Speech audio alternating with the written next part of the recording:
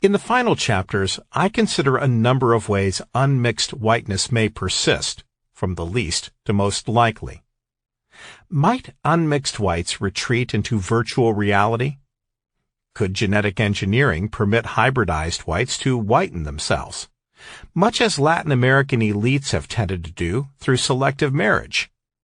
I'm skeptical. Much more likely is the survival of unmixed whiteness within fundamentalist religious sects I call time capsules of whiteness. These groups, described in detail in my previous book, Shall the Religious Inherit the Earth?, have high birth rates and little interaction with the mainstream. They are religiously, not racially motivated, but they rarely intermarry. The Amish, ultra-Orthodox Jews, Orthodox Dutch Calvinists, Hutterites, Finnish Laestadian Lutherans, Quiverful Calvinists, and Mormons will be a much bigger demographic force in a century than they are now. Already, the ultra-Orthodox are a third of Jewish Israeli first-graders, and by 2050 will form a majority of observant Jews in America and Britain. Since these groups are essentially all white, they push against the grain of the West's racial trajectory. Heavily Mormon Utah's population is increasingly diverging from the rest of the country, with a much whiter young population than neighboring states. The main reason large sections of Brooklyn are becoming whiter is because of the rapid growth of the city's ultra-Orthodox Jewish community, where women bear an average of 6 to 7. White fundamentalists. The mixed-race whites of the West in 2200 are likely to embrace virtual reality and genetic engineering. Does this mean unmixed whiteness will survive in only a few pockets, or is the odd genetic fluke? Not necessarily. In my Shall the Religious Inherit the Earth, 2010, I argue that religious fundamentalists who reject the modern world, grow through high birth rates, and retain their offspring have hit upon the most consistently successful model for success in liberal societies.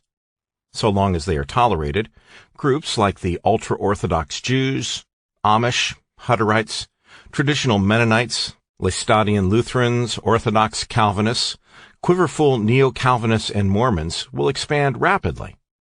Secular or moderately religious populations make up the vast majority of the world's population, but are moving in the direction of below replacement fertility and population decline.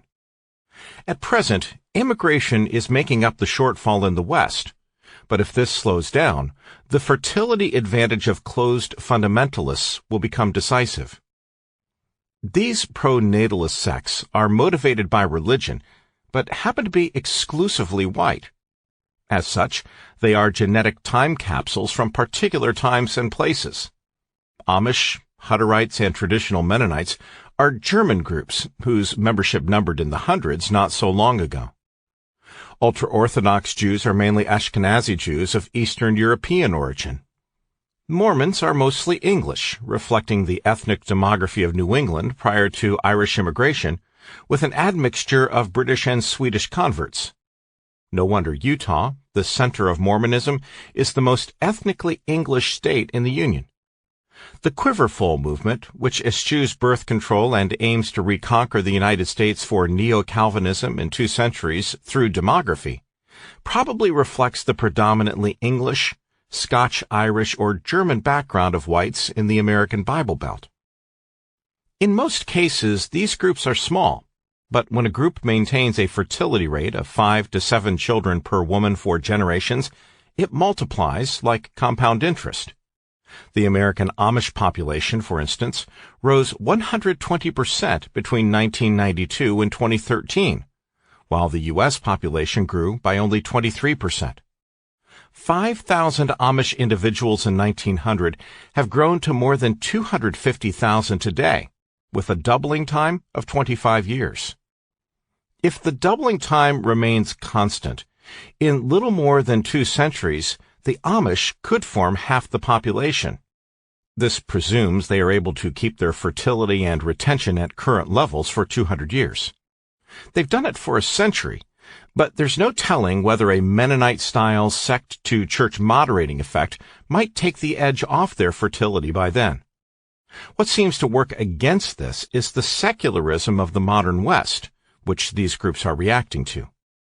Whereas a traditionally religious group like Somali Muslim immigrants will reduce their fertility over a generation or two as they become modern, closed religious sects are inoculated against modernity. They've been bathed in it for generations and have learned to resist its charms. As a result, they lose very few members to the wider society. The U.S. is a big country, and the Amish are small, but in some jurisdictions the reverse is true. Take Israel. The ultra-Orthodox model of the segregated secular society only developed in the 1950s and 1960s. Ultra-Orthodox or Haredi Jews have a fertility rate of around 6 to 7 children per woman. Fewer than 10% leave the fold.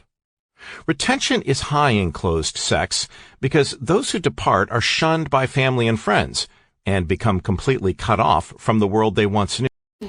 Often you find stay with them for life. With no contraception practiced by couples here, the community midwives are kept busy. With a combination of quality medical care and good nutrition, they expect between 30 and 40 babies a year, claiming to have one of the highest birth rates in the world. Thank you, Lord. Praise you, dear Lord. Bless you, dear Lord. Love you, Lord. Or perhaps that the whole community is a rather grand example of social engineering. Either way, even without the many freedoms and options that most Kiwi women have come to expect, Dove does have choices. To be happy or not. And she chooses to love the life she's got. To end the evening, the couple sing to each other. Dove has composed and written her own song, especially for Watchful.